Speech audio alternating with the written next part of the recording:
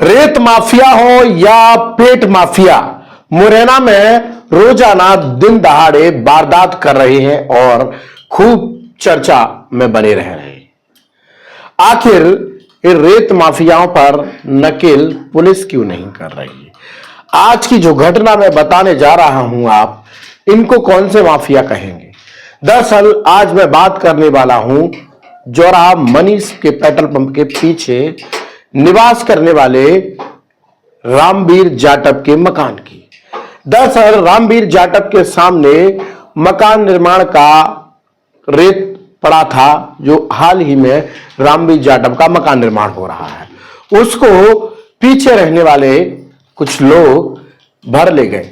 जब भर रहे थे तो उसका विरोध किया, तो उसके घर में घुसकर उसकी रामवीर जाटव की मारपीट की और उनके तमाम सामान को तहस नहस कर दिया।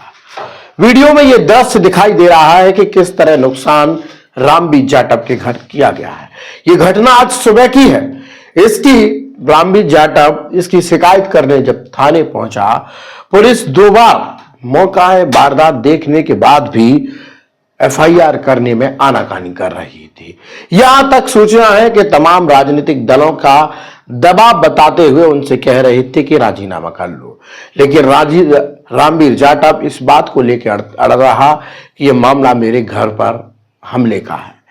पुलिस ने यह बात मानी, मुकदमा किया, लेकिन घर पर हमले वाली बात यानी घर पर तोड़फोड़ करने वाली बात एफआईआर में कहीं दर्ज नहीं की। उन्होंने कहा मारपीट की, गाली गलौज की और मामला दर्ज कर दिया, एट्रोसिटी में मामला दर्ज कर दिया, लेकिन जिस तरह से उसके घर में तोड़फोड़ की, उसकी मारपीट की, ये तमाम जो धाराएं बढ़ना चाहिए थी, घर पर आकर जिन लोगों ने हमला किया उन पर एक मुकदमा और बढ़ना चाहिए था, वो नहीं हुआ। इसका विरोध उसके भाई ने किया। उन्होंने कहा हम जल्द एसपी महोदय से मिलेंगे। हमें लगता है कि जिस तरह से पुलिस ने कहीं ना कहीं आरोपियों को बचाने का प्रयास किया है, इस राजनीतिक नेताओं के दबाव में किया है। इसी को लेकर आज हम ग्राउंड पर गए और ये पूरी खबर दिखाई। तो मैं आपको बताता हूं कि कौन कौन है जिन लोगों ने उनके रामवीर जाटव के मकान पर हमला किया था। इसमें एक तो बालेस्टर गुर्जर है, एक कोमल गुर्जर है, एक ललकार गुर्जर है, एक संग्राम सिंह गुर्जर है, एक ग्राम बुढ़ावरी के रहने वाले हैं। इन लोगों ने इनके साथ मारपीट की और गाली गलौज की। हालांकि फरियादी का कहना है लोग तो ज्यादा थे, लेकिन पुलिस नाम नहीं लिख रही थी।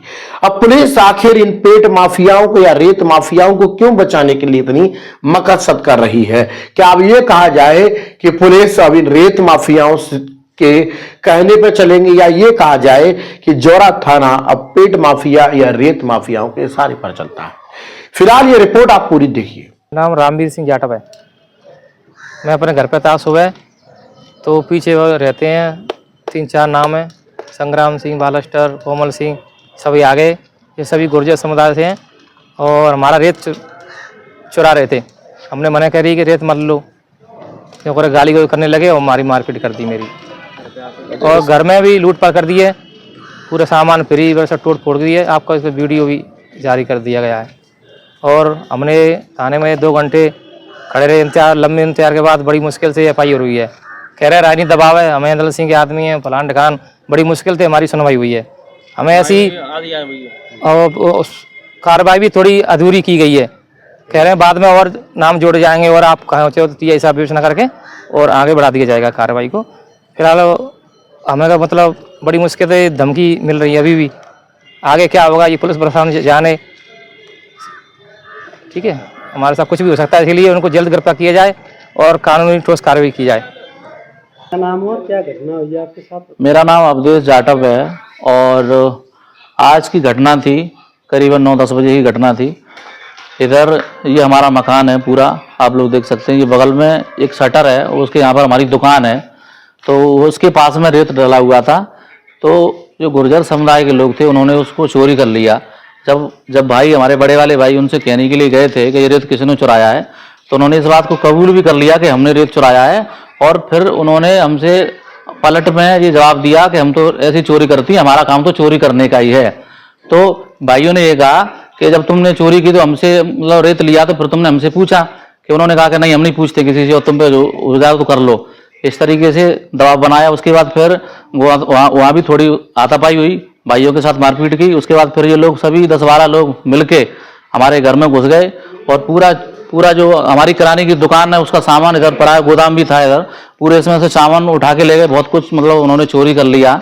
और उसके बाद फिर जब यह प्रकरण थाने में पहुंचा, हम सभी भाई हम थाने में पहुंचे।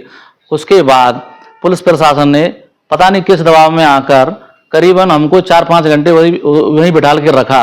उन्होंने उन लोगों ने एक बात भी नहीं सुनी।